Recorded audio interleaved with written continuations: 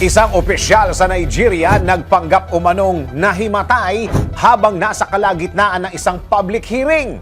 Kamakailan lang pumutok ang isyong korupsyon sa bansa na kinasasangkutan umano ng mga opisyal ng gobyerno dahilan para kinailangan silang ipatawag para magpaliwanag.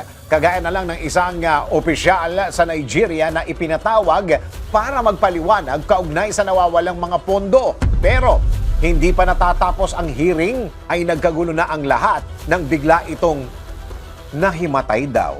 Kung bakit hinimatay ang nasabing opisyal, ito yung kwento.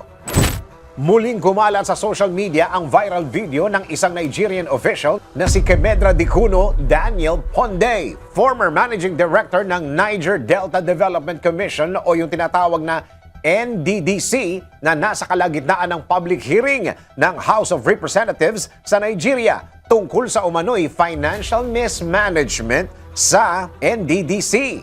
Batay sa ulat, kalahating oras pa lang mula nang magsimula ang sesyon nang bigla na lang umanong bumagsak ang ulo ni Daniel na tila nahimatay. Agad namang rumisponde ang mga taong nasa hearing para i-assist si Daniel hanggang sa makalabas siya ng kwarto dahilan para hindi na natuloy ang hearing.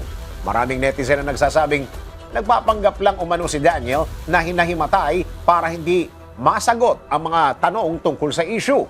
Dumepensa naman si Daniel na meron siyang hindi maipaliwanag na sakit na naging sanhi para mangyari sa kanya yon sa gitna daw ng hearing. Ikaw, naniniwala ka bang kinabahan lang ang opisyal kaya siya nahimatay?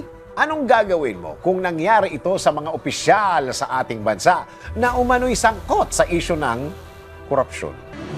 DWIZ Research Report. Report. Thank you for watching. Tuloy lang ang panonood at pakikinig ng tamang balita sa DWIZ News, DWIZ News FM Regional, DWIZ News TV, Aliw Channel 23, nationwide. Mag-follow, like, subscribe at i-share ang aming mga social media accounts.